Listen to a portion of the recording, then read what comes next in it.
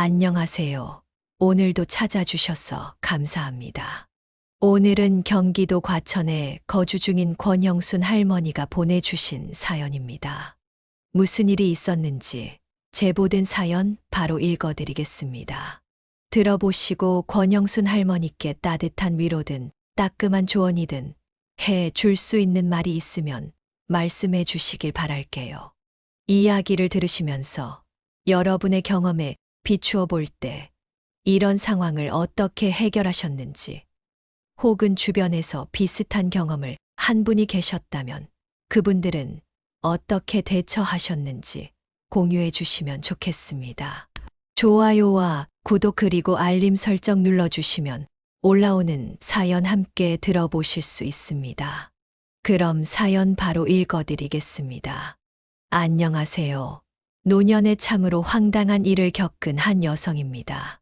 살다 보니 별꼴을 다 본다는 말을 많이 해보지 않았지만 이번에 정말 별꼴이라는 말을 써야 하는 일이 있었습니다. 저는 남편을 늦게 만나 결혼도 늦게 한 편입니다. 제 또래들보다는 조금 늦게 시집을 간 사람이라고 할 수 있어요. 그런데 오히려 늦게 한 것이 큰 행운이었다고 생각합니다. 바로 우리 남편 덕분이죠. 제 남편은 고위공무원으로 나라시를 하는 사람이었는데 정말 성실한 사람이었어요. 원래는 동네에서 잘 알고 지내던 지인이었는데 어느 날부터인가 저를 좋아한다고 따라다녔어요. 저도 같은 마을에 살면서 늘 성실하고 좋은 사람이라는 생각을 가지고 있었기에 그가 다가왔을 때 마음을 쉽게 줄 수 있었습니다. 남편의 프로포즈는 정말 특이했어요. 지금도 가끔 그때 이야기를 하면서 우리 자녀들과 깔깔거리며 웃곤 합니다. 남편은 프로포즈할 때 그동안 사회에 나가 일을 하면서 저축한 돈을 모아둔 통장을 모두 가져와서 결혼하자고 말했죠. 남편의 프로포즈를 듣고 저는 눈물이 어찌나 펑펑 쏟아졌는지 몰라요. 남편이 저에게 건네준 돈 때문이 아니라 그의 진심과 지금까지 이 돈을 얼마나 열심히 모았을까 싶은 그 노력이 보여서 눈물이 앞을 가리더라고요. 그래서 저도 바로 수락했고 저희는 결혼을 했습니다. 남편 덕분에 집은 단칸방이 아닌 둘이 살기에 좋은 집으로 구해 들어갈 수 있었어요. 가구나 다른 필요한 것들은 저희 집에서 하고 시댁에서도 많이 도와주셔서 신혼의 시작이 좋았습니다. 그 뒤로는 아이들도 잘 낳고 키웠어요. 아들과 딸을 낳고 나서도 우리 가족은 행복했죠. 남편 말대로 부유하진 않아도 성실한 남편 덕에 굶지 않고 먹고 싶은 거 먹고 입고 싶은 거 입으면서 그렇게 잘 지냈습니다. 그리고 저도 놀지 않았어요. 아이들을 낳고 크는 동안에도 친정 엄마에게 배운 수선 솜씨로 수선집을 작게 내서 일을 했죠. 처음에는 구멍가게만도 못하게 작은 수선집을 냈다가 점점 안정을 찾으면서 규모도 어느 정도 내서 소소하게 잘 운영했고 지금도 하고 있어요. 그리고 현재는 3층짜리 건물도 가질 수 있게 되었네요. 이 건물 하나 사는데 20년은 좀 넘게 걸린 것 같습니다. 남편은 쭉 일을 하다가 지금은 은퇴해서 잠깐 쉬다가 요즘 수선집을 찾는 사람들이 많이 있진 않아서 은퇴하면서 받은 퇴직금으로 세탁소를 내서 운영 중입니다. 여기까지 들으면 제 인생이 평탄했을 거라고 생각하실 겁니다. 하지만 지금의 생활을 하게 되기까지 중간에 참으로 힘든 일을 겪어야만 했습니다. 바로 저의 하나뿐인 며느리 때문이었습니다. 저는 첫째 아들을 정말 열심히 키웠습니다. 오냐오냐 금이야 오기야 하며 키운 게 아니라 첫째인데다 사내아이였기 때문에 더 남자답고 올곧게 키우려고 했습니다. 때로는 엄하게, 때로는 부드럽게 그렇게 열심히 키웠습니다. 덕분에 우리 아이는 반듯하게 자랐고 근면 성실한 남편의 성품을 닮아 저희가 바라던 대로 바른 아이로 자라주었습니다. 그런 아이가 결혼을 하겠다며 여자친구를 데리고 왔더군요. 처음 만난 며느리는 눈도 크고 똘망똘망한 게 어찌나 예쁘던지 예쁘장한 얼굴을 하고 있었는데 처음 만날 때부터 어찌나 수줍어하던지 저랑 남편은 왜 우리 아이가 이 아이를 좋아하는지 단번에 알 수 있었습니다. 우리는 첫 만남에서 화기애애한 인사를 나누고 며느리도 저희 부부도 서로 금방 친해질 수 있었습니다. 그런데 그날 첫 만남에서 안타까운 이야기를 하나 들어야 했었어요. 제가 은근슬쩍 가족에 대해 물어보니 며느리가 우물쭈물거리는 게 느껴졌습니다. 제가 혹시 말실수를 한 건가 싶어 상황을 파악하고 있는데 우리 아들이 먼저 나서서 이야기를 하더라고요. 엄마, 이 사람이 본인이 직접 엄마 아빠 만나 뵙고 얼굴 보고서 이야기한다고 해서 내가 말 못한 게 있어요. 이 사람한테 천천히 들어보세요. 아들이 뭔가 비장한 듯 이야기를 하는 걸 보며 저는 무슨 일인가 싶었습니다. 남편도 마찬가지였죠. 그리고 거기서 저희는 안타까운 이야기를 들어야 했어요. 실은 제가 고아예요.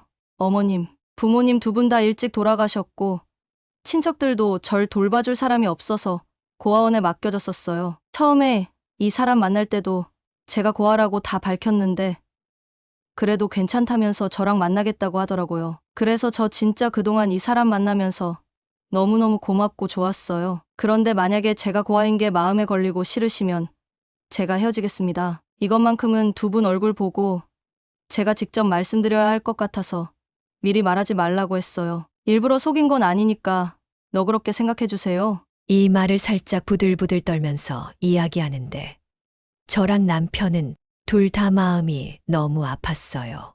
그런데 그 모습을 보니 마치 우리 막내딸을 보는 것 같았습니다. 사실 저는 아들 하나에 딸을 둘을 낳았습니다.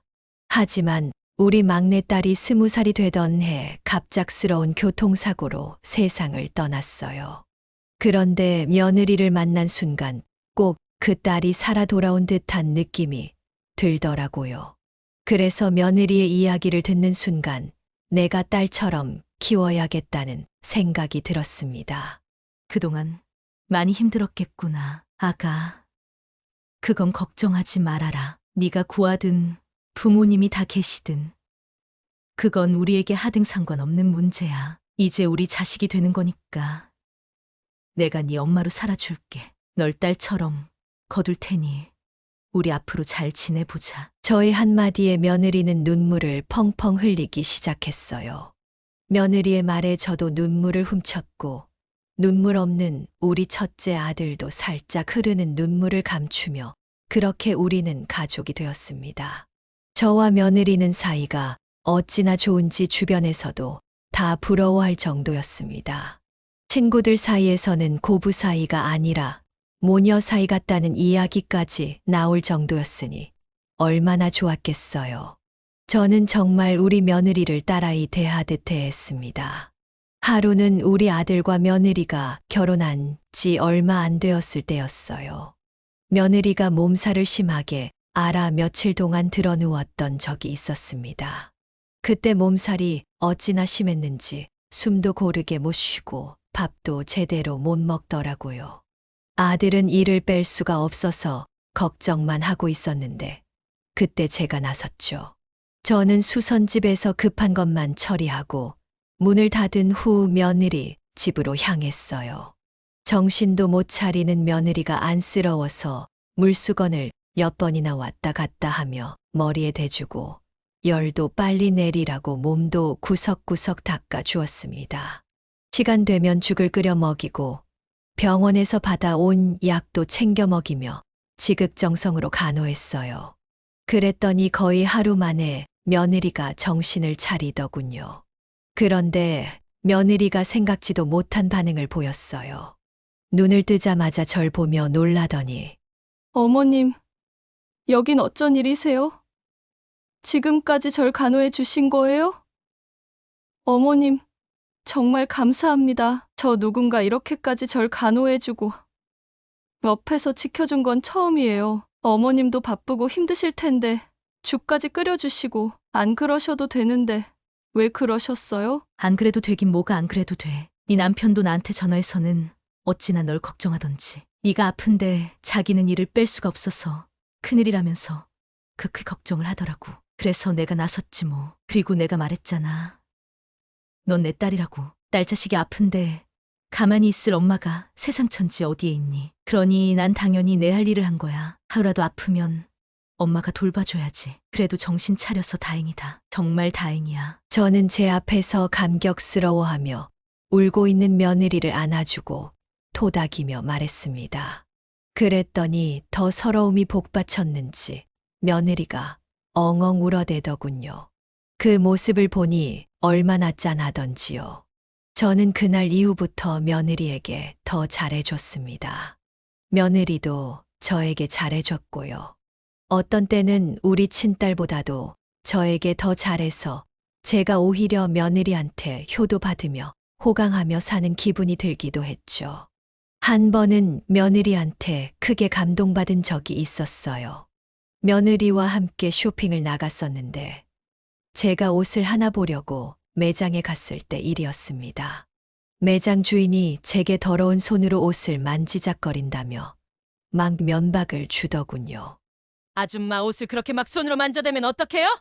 이거 다 파는 옷인데 못 팔게 되면 아줌마가 책임지실 거예요? 급기야 그 매장 주인은 저한테 매장에서 나가라며 심하게 면박을 주었습니다.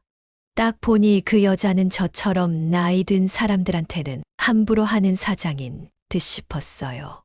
며느리가 저에게 이제는 젊은 사람들 옷 입으면서 한 세대 젊게 살아보라며 데리고 간 곳이었는데 나이 들었다는 이유로 이런 대우를 받으니 너무나 황당하고 기분이 나빴습니다. 제가 뭐라고 한마디 더 하려는데 그때 옷을 입어보겠다며 피팅룸에 있던 며느리가 나와서 바로 조치를 취하더군요. 이봐요, 사장 아줌마. 지금 우리 어머니께 뭐라고 했어요? 당신 장사 여지껏 이렇게 했어? 아니 무슨 장사꾼이 기본 개념도 성품도 없이 장사를 하겠다고 훔쳐대는 거야? 이봐요, 장사 그따위로 하지 마요. 나도 우리 어머니한테 이딴 싸구려 옷은 사주기 싫으니까 우리가 알아서 나갈게요. 더러워서 진짜. 며느리는 시원하게 소리친 뒤에 저를 데리고 나가려 했고 그 몰상식한 여자 사장은 우리 며느리에게 당한 게 분했는지 다시 다가와 따지려 들더니 결국 머리끄댕이까지 잡으려고 했어요. 근데 우리 며느리가 꽤나 성격이 있는 애였는지 거기에 지지 않고 같이 머리끄댕이를 잡았죠. 둘 다 머리를 안 놓고는 계속 엎치락 뒤치락 하는데 그때 저는 우리 며느리를 말리면서도 속으로는 굉장히 멋있고 뿌듯하게 생각했습니다. 왜냐하면 그 싸우면서 하는 소리가 너무너무 제 속을 시원하게 해주었거든요. 너 나이 많다고 계속 이런 식으로 손님들 무시하면서 살았지? 네가 감히 우리 어머니를 무시해? 어디 장사 다 망해봐라. 내가 다른 건 다 참아도 우리 어머니 욕 보이는 건 절대 못 참는 사람이라고. 오늘 어디 너 죽고나 살아보자. 그 실랑이를 벌이는 상황에서도 며느리는 저희 편을 들어주었고 저는 그걸 보면서 내가 며느리를 진짜 끝내주게 잘 뒀구나라는 생각을 했어요. 결국 둘의 싸움이 끝나지 않아서 경찰까지 출동해야 했고 경찰이 와서 겨우 진정된 이들은 경찰서까지 가야 했죠. 그래도 둘이 합의로 잘 끝나서 돌아오긴 했지만 저는 돌아오는 길에 우리 며느리가 고맙기도 하고 안쓰럽기도 해서 물었어요. 아가, 왜 아까 그렇게까지 했어? 그냥 나가면 되는데 뭐하러 이렇게 힘들게 싸우기까지 해? 몸 상해가면서. 어머님, 아니에요. 감히 우리 어머니한테 함부로 한 사람인데 제가 어떻게 가만히 있어요? 절대로 그러면 안 되지요. 어머니 너무 착하시니까 그 사람이 얕보고 그러는 거예요. 이런 부당한 일 당하면 절대로 참지 마세요. 아시겠죠? 그리고 또 이런 일이 생기면 바로 저한테 말씀하시고요. 그럼 제가 다 해결해 드릴게요. 아셨죠? 저는 이런 며느리를 둔 것이 정말 행운이라는 생각이 들었습니다. 그리고 며느리가 저한테 잘한 건 이것뿐만이 아니었어요. 사실 몇 년 전에 큰 병을 하나 얻었습니다. 생각지도 못했는데 다 늙어서 유방암이 생겨 수술이 불가피한 상황을 맞이하게 되었어요. 그때까지만 해도 저는 제 인생이 다 끝난 것만 같아 너무너무 힘들었습니다. 만약에 우리 가족이 아니었다면 저는 이미 이 세상을 떠나고 없는 사람이 되었을지도 몰라요. 제가 처음 유방암이라는 걸 알게 되고 가족들에게 알렸을 때 가족들은 너나 할 것 없이 충격을 받았어요. 그리고 다들 괜찮다며 저를 다독여 주었는데 그때 제일 많이 저에게 힘을 주었던 게 바로 며느리였습니다. 어머님, 너무 걱정하지 마세요. 그거 수술하면 100% 완치할 수 있는 거라면서요? 겁먹지 마시고 마음 강하게 먹으시고 어머니는 치료랑 회복에만 집중하세요. 제가 옆에서 다 도와드릴게요. 며느리는 이 말이 빈말이 아니었는지 이때부터 정말로 저한테 헌신적으로 잘했습니다. 저는 아픈 와중에도 치료를 받으면서 수선집을 쉴 수가 없었는데 이때 며느리가 저한테 와서 수선까지 하나하나 배워가면서 일을 다 돕더라고요. 며느리는 제가 몸이 안 좋을 때마다 수선집 일을 도맡아 해주었고 집안일도 하나하나 다 챙겨주었습니다. 병원에 가는 날에는 꼭 동행해서 저를 보살펴 주었어요. 그런 며느리 덕분에 저는 큰 걱정 없이 치료에만 전념할 수 있었습니다. 그것뿐만이 아니라 제가 병원에 있을 때는 밤이나 낮이나 할 것 없이 늘 제 옆을 지켜주었고 수술할 때도 처음부터 끝까지 함께 해주던 게 바로 우리 며느리였어요. 거기에서 끝이 아니라 회복하는 기간에도 며느리는 저를 씻기고 재우고 먹이고 마치 제 손주들에게 하듯 며느리가 저를 대하더라고요. 그걸 보면서 아무리 제가 딸처럼 대하고 같이 지냈어도 진짜 핏줄도 아닌데 이렇게까지 할 수 있을까라는 생각이 들었죠. 제가 좀 나이가 있어서 그런지 수술 후에 한동안 몸이 회복이 잘 안 되고 체력까지 떨어지다 보니 속이 많이 울렁거리고 안 좋았어요. 그래서 그 당시 속에 있는 걸 많이 개워내고 그랬는데 그걸 며느리가 하나하나 다 받아내면서 수시로 닦아줄 때가 많이 있었죠. 저는 그때마다 며느리에게 미안해서 늘 이렇게 이야기를 하곤 했었어요. 아가 이렇게까지 안 해도 된다. 내가 닦아도 되는 거니까 넌 이런 거 손에 묻히지 마라. 병원에 와서 이렇게 날 돌봐주고 있는 것만 해도 고맙고 미안한데 이런 것까지 하면 내가 너 볼 면목이 없어. 그러니까 그만해라. 어머님, 무슨 말씀을 그렇게 섭섭하게 하세요? 언젠 저보고 막내딸이라면서요? 자식이 엄마 위해서 이런 것도 못하면 어떻게 그게 자식이 되겠어요? 저를 진짜로 딸로 생각하신다면 이런 것 좀 그냥 받으세요. 저는 어떻게든 저를 아끼고 제가 회복이 될 때까지 옆에서 곁을 지켜준 며느리가 너무너무 고마웠습니다.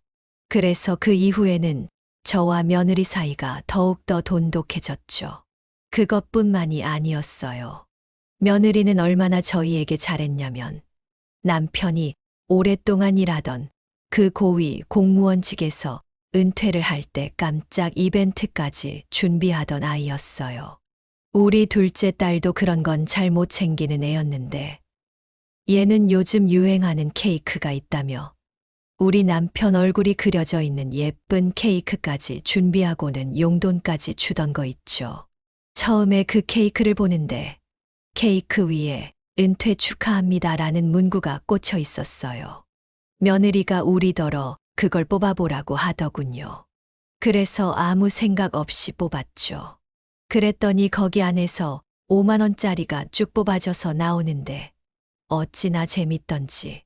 알고 봤더니 요즘은 자식들이 부모들한테 이런 선물을 많이 한다고 하더라고요. 덕분에 저희도 용돈 100만 원 받아서 은퇴 기념으로 해서 둘이 여행도 다녀오고 했네요. 여행을 다녀올 때도 그냥 다녀오지 않았어요. 우리 며느리가 놀만한 곳, 노인네들이 가면 좋은 곳들을 하나하나 다 찾아봐 주었고 덕분에 저희는 관광도 거의 효도 관광처럼 재미있게 다녀올 수 있었습니다. 저는 그 뒤부터 우리 딸들보다도 며느리랑 더 자주 만나고 자주 놀러 다니고 있었어요. 이 아이는 내가 어디가 좋은지 그렇게 주말마다 놀러 가자고 하고 맛있는 것도 자주 먹으러 가자고 하고 있었죠. 근데 한 가지 좀 의아한 게 얘가 절 만날 때마다 어느 순간 지갑을 가지고 오질 않더라고요. 어느 순간부터 보면 제가 그 여행 비용을 대고 있었고 밥을 먹으러 가도 밥값도 다 제가 내곤 했었어요. 며느리가 결제하는 거라곤 커피나 자질구레한 것들 뿐이었습니다. 하지만 이걸 제가 쪼잔하게 뭐라고 할 수도 없는 노릇이고 또 내가 부모인데 내가 내면 어떤가 싶어서 계속 당연하게 내왔었어요. 그런데 이 생활이 쭉 지속되다 보니 며느리가 이제 아예 지갑을 열 생각을 안 하더군요. 저는 우리 애들한테도 늘 어디 가서 호구가 되는 것도 안 되지만 남의 돈을 당연하게 생각하고 얻어먹는 거, 얻어쓰는 거 당연하게 생각하지도 말라고 늘 가르쳤어요. 차라리 얻어먹을 일을 만들지 말고 베푸는 쪽으로 하라고 했었죠. 그런데 며느리는 완전히 저한테 딱 붙어서 제 돈만 먹으면서 지네는 찰거머리처럼 그렇게 행동을 하더라고요. 그래서 나중에는 얘가 지금 나한테 놀러 가자고 하는 게 진짜로 나랑 가고 싶어서 그러는 건지 아니면 또 내 돈 쓰고 본인은 공짜로 즐기려고 하는 건지 의심이 가기 시작했어요. 이대로 가다가 완전히 이게 습관처럼 배이고 부모 돈을 당연스레 여기겠구나 싶어서 한번 끊어줄 작정을 하게 되었습니다. 그래서 어느 날 한 번은 또 저한테 놀러 가자고 하기에 제가 알겠다고 하고는 제대로 자식 교육에 들어갔습니다. 며느리는 이번에도 또 밥을 먹고 제가 결제하기를 그냥 기다리고 있길래 제가 그 자리에서 말했어요. 아가, 오늘은 네가 좀 계산 좀 해라. 내가 지갑을 놓고 왔지 뭐니. 그동안 내가 많이 사줬으니까 오늘은 네가 좀 사봐. 제가 이렇게 이야기를 하니 며느리가 순간 당황스러워하는 듯 했어요. 하지만 금방 당황스러워하는 표정을 지우고 본인이 계산을 하더라고요. 근데 그 표정에서 이게 아닌데라는 생각이 읽혀서 속으로 얼마나 우스웠는지 모릅니다. 그리고 저는 거기에서 그치지 않았어요. 거기에는 유람선을 탈 수 있는 게 있었는데 며느리가 그걸 타러 가자고 한 거였기에 저는 이번에도 며느리에게 먼저 선수를 쳐서 말했죠. 아가, 나 지갑 없으니까 이것도 네가 좀 계산해라. 그동안 내가 이런 즐길 것들도 다 결제해줬잖니. 그러니까 오늘은 네가 아예 좀 풀코스로 싸라. 제가 이 말 한마디 하니까 며느리가 이번에도 얼굴이 빨개지면서 낭패라는 표정을 짓더라고요.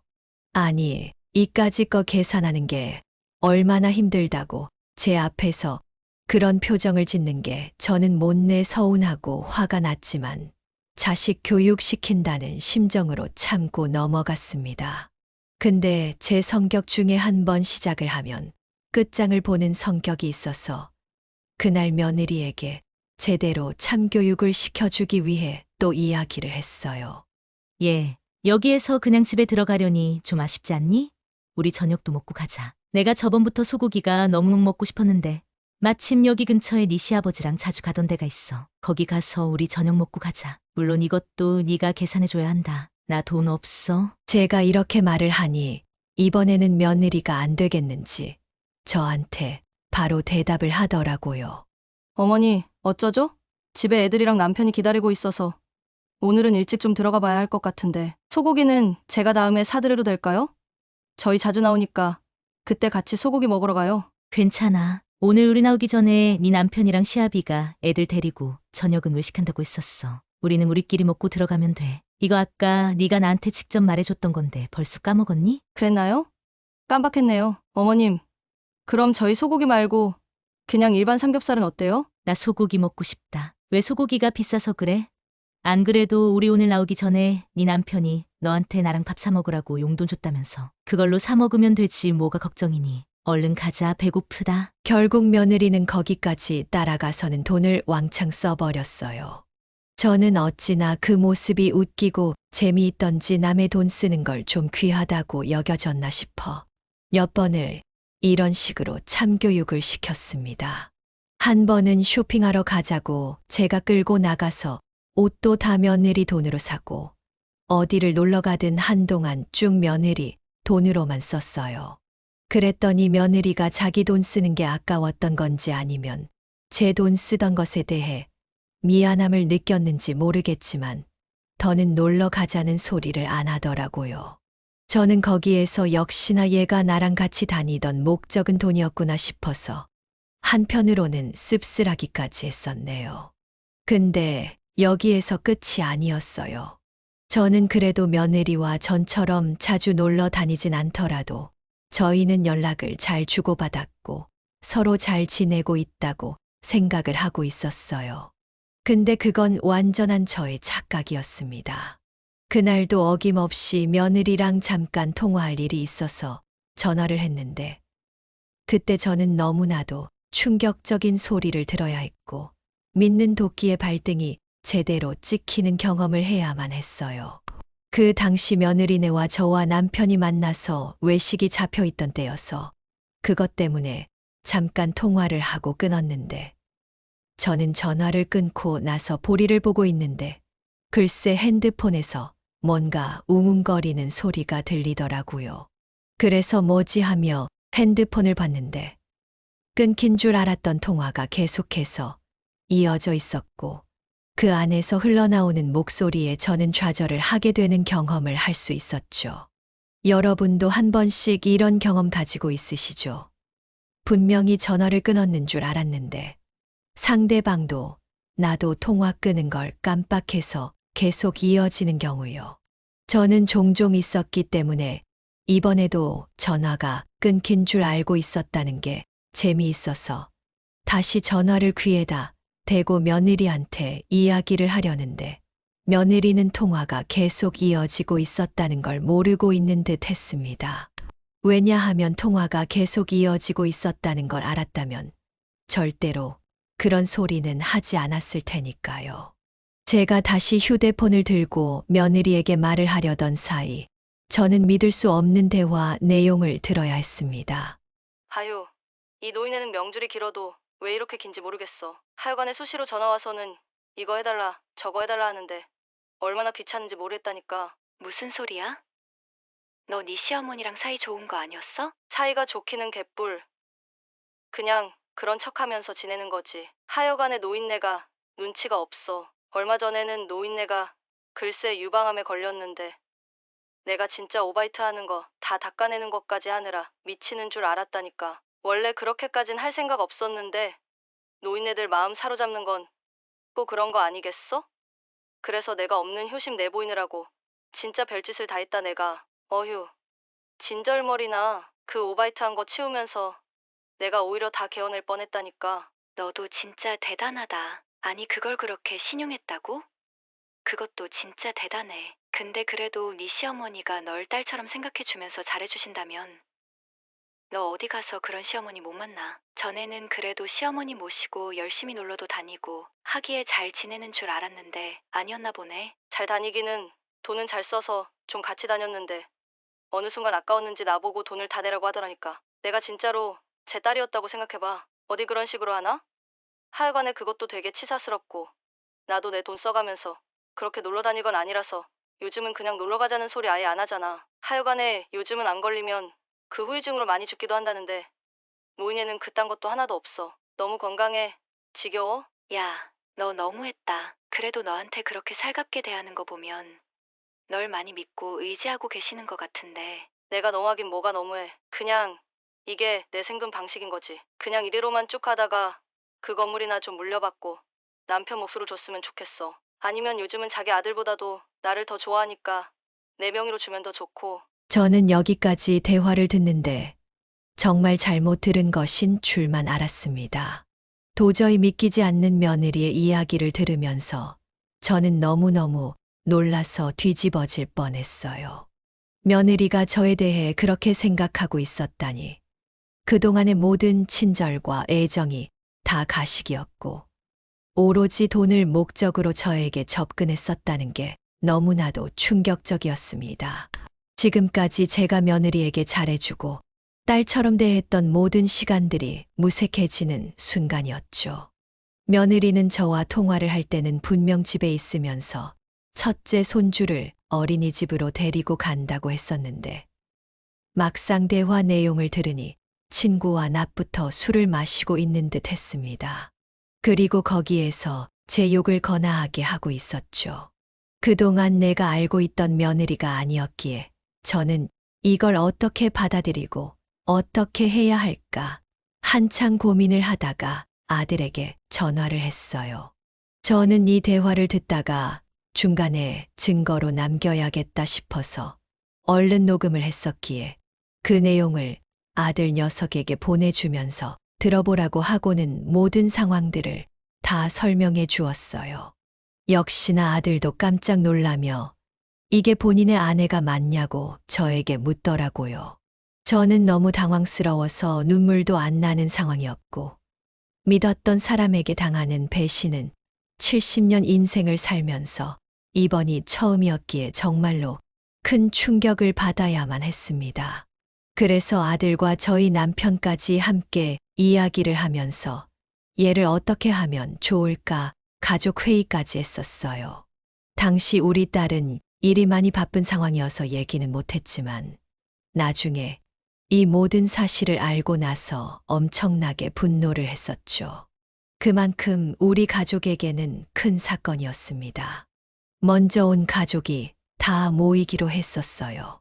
가족들이 제 생일이라고 모여서 식사를 하기로 했었기에 한 식당으로 모이기로 했었는데 그것도 다 취소를 하고 그냥 저희 집으로 오라고 했었어요. 그리고 며느리가 집으로 왔을 때 저희는 밥을 먹기도 전에 며느리에게 참교육을 시작하게 되었죠. 시작은 저희 아들이 끊었습니다. 아들 녀석은 이 모든 내용을 듣고 알고 나서는 엄청나게 화가 난 상황이었기에 그 뒤로는 며느리와 냉전을 유지하고 있는 상황인 듯 했어요. 이것 때문에 중간에 며느리가 저한테 전화를 하기도 했었죠. 어머님, 남편이 좀 이상해요. 어제부터 퇴근하고 집에 들어오더니 아무 말도 안 하고 저한테 화난 사람처럼 굽는데 당최 이유를 모르겠어요. 원래 변덕이 있는 사람도 아닌데 화난 이유를 물어도 말도 안 해주고 진짜 왜 저러나 모르겠어요. 며느리와 저는 워낙에 사이가 좋았기 때문에 이렇게 한 번씩 저한테 제 아들 욕을 해도 제가 다 받아주고 했습니다. 그냥 부부들끼리 의례적으로 하는 싸움이나 불평불만들이었기에 저도 늘 받아줄 수 있었는데 이번만큼은 저도 받아줄 수가 없었죠. 그래서 말했어요. 그거야 너한테 문제가 있을 수도 있는데 널 먼저 되돌아봐야 하지 않겠니? 왜 내 아들이 화난 걸 내 아들 탓을만 생각하고 왜 저러는지 모르겠다고 하니 그 시험이 앞에서 할 소리냐? 지금까지 내가 너무 우냐우냐 널 대했지. 이렇게 내 앞에서 내 아들 욕을 아무렇지도 않게 하고 말이야. 며느리에게 처음 보이는 저의 말투에 며느리는 많이 당황했는지 그 순간 바로 저한테 다시 말을 하더라고요. 어머니, 죄송해요. 제가 생각이 짧았어요. 죄송합니다. 됐다. 나도 너한테 이런 전화 받으니 기분 나빠서 더 통화 못하겠다. 끊으마. 이렇게 전화를 끊어버리고 나서 처음 만나는 자리였습니다. 며느리는 남편과 제 눈치를 보면서 한껏 쫄아 있었죠. 그렇게 쫄아 있는 며느리를 거실에 앉혀놓고 저희는 비장하게 이야기를 했습니다. 당신이 좀 들어야 할 게 있어. 요즘 나보고 왜 이렇게 차갑냐고 물었지? 당신도 이걸 들으면 이유를 알 수 있을 거야. 제대로 듣고 무슨 상황인지 똑바로 설명하는 게 좋을 거야. 며느리는 아들의 말에 어리둥절한 표정을 지었지만 동시에 상당히 긴장하는 듯 했습니다.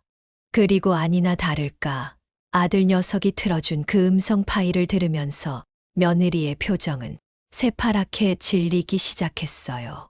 그리고 그 음성 파일이 다 끝나기도 전에 며느리는 제 앞에서 무릎을 꿇더니 마구 빌기 시작했죠. 어머님, 어머니, 다 오해예요. 오해. 이거가 사실 아니에요. 뭐, 오해? 도대체 어느 부분이 오해라는 거니? 그게 제가 좀 순간 정신이 나갔었나 봐요. 절대로 제가 그렇게 생각하는 사람이 아닌데 제가 잠시 돌았었어요. 네, 맞아요. 제가 미쳤었어요. 잠시. 며느리의 기가 차는 변명을 들으니 저는 더 들을 가치가 없다는 생각이 들었습니다. 그래서 저와 아들 녀석이 생각해낸 이 상황에 대한 조치 방법을 제안해 나갔어요. 그래, 네가 미쳐도 단단히 미쳤었나 보구나. 근데 어쩌냐? 그걸로는 내 화가 풀리지 않는데. 도저히 난 너를 앞으로 내 며느리로 둘 수가 없다. 내 아들이랑 당장 이혼해. 안 돼요, 어머님. 절대로 안 돼요. 저 이혼 못 해요. 저 여기서 버림받으면 어디로 가라고요. 제발요. 제발 용서해 주세요. 며느리는 제가 이혼하라는 소리에 듣기 싫은 소리를 내며 제 바지가랑이를 잡으며 애원하기 시작했어요.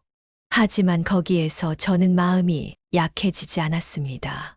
이번 기회에 제대로 이 일을 해결해야 한다고 생각했기에 독하게 나갔죠.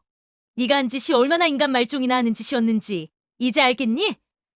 천하의 고아인 너를 내가 정말 내 딸로 생각하고 걷어서 키우다시피 했다는 걸 네가 내 마음을 잘 알았으면 나한테 이렇게 해서는 안 됐다. 그동안 내가 널 얼마나 아꼈는데, 너를 얼마나 많이 의지하고 마음에 품고 있었는데. 어머님 죄송해요. 정말 정말 죄송해요. 저 다시는 안 그럴게요. 저 정말 많이 후회하고 있어요. 제가 어리석었다고요. 저 어머니가 하라는 거 뭐든지 다 할게요. 그러니까 제발 이혼하라고만 하지 말아주세요. 여보, 나 당신이랑 절대 이혼 못해. 제발 나 용서해줘. 무슨 말이라도 좀 해보란 말이야. 나는 무조건 엄마 말에 따를 거야. 엄마가 이혼하라면 이혼할 거야. 나도 당신 이야기 힘들고 용서하기가 힘들다. 그러니까 무조건 엄마가 하라는 대로 할 거야. 어디 나랑 계속 살고 싶으면 우리 엄마가 하라는 거 그대로 다 해. 그럼 생각해 볼 테니까. 나 어머니가 시키는 대로 다 할 테니까 제발 이혼만은 하지 말아줘. 제발 나 용서해줘. 아들 녀석도 단단히 화가 났기 때문에 며느리에게 단호하게 말을 했어요.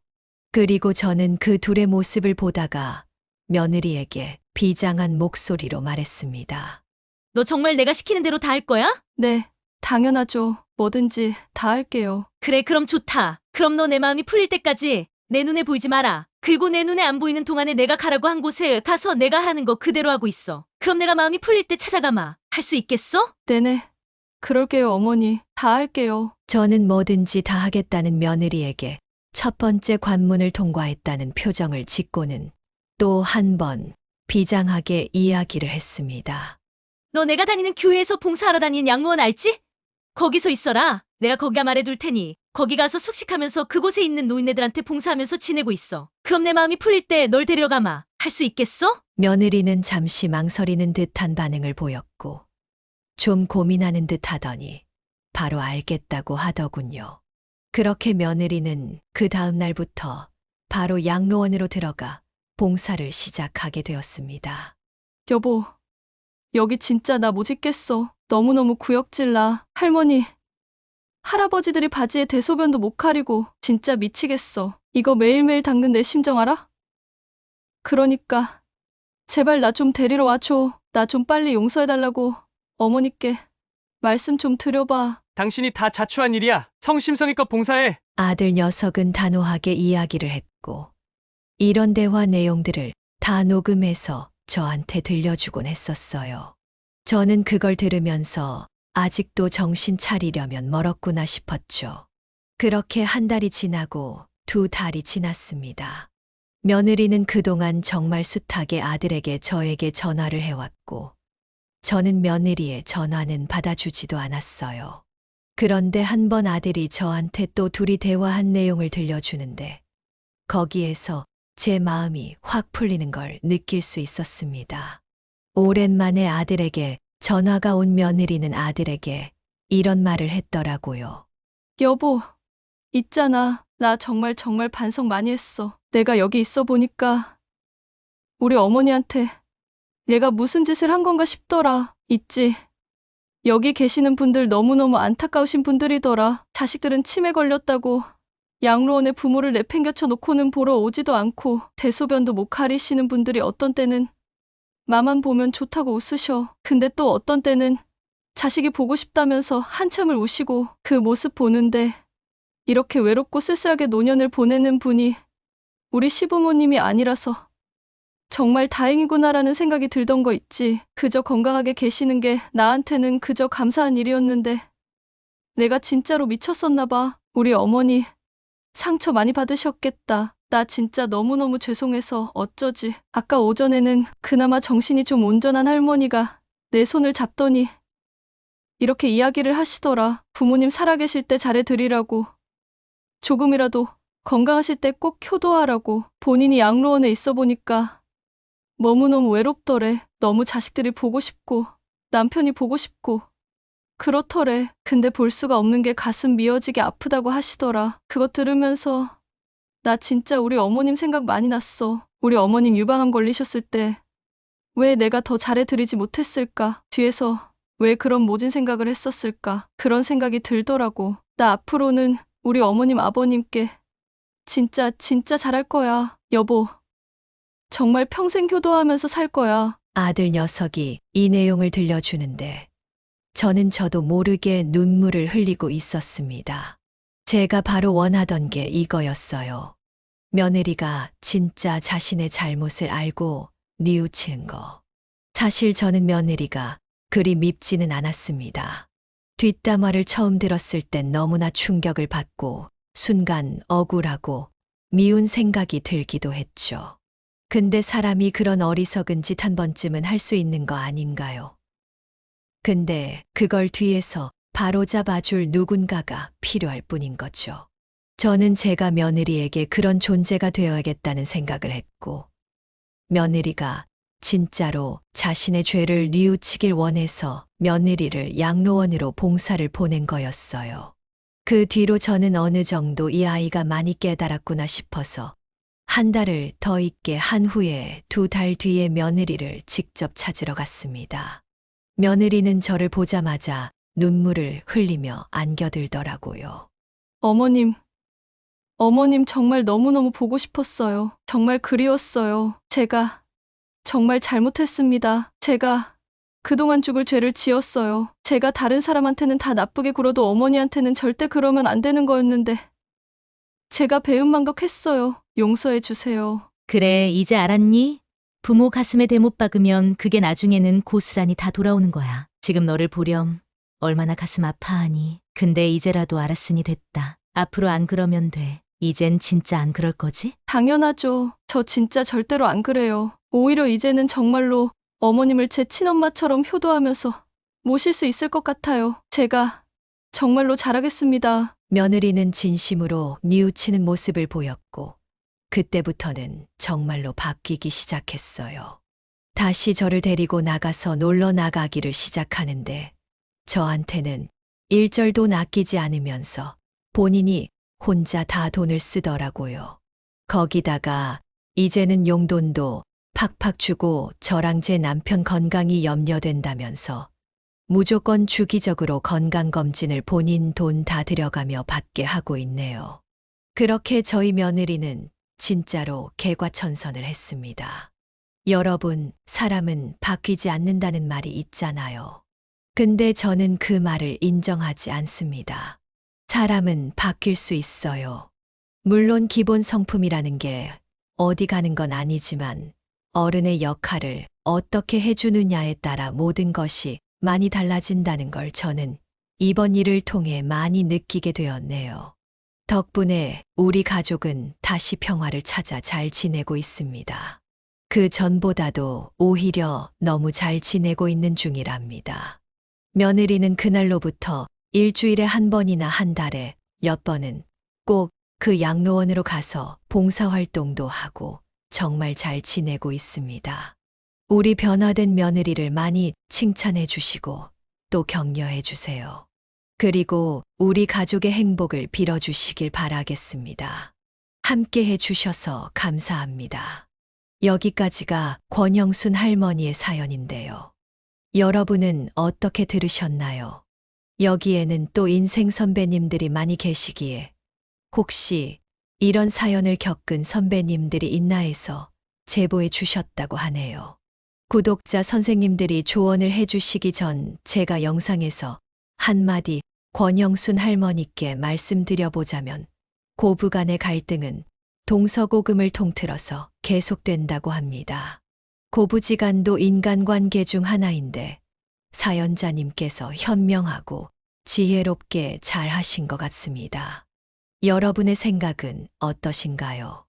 이 사연은 권영순 할머니가 보내신 사연으로 사연자님의 입장에서 작성되어서 사연자님께 유리하게 작성되었을 수도 있습니다. 같이 댓글로 의견 나누어 보았으면 합니다.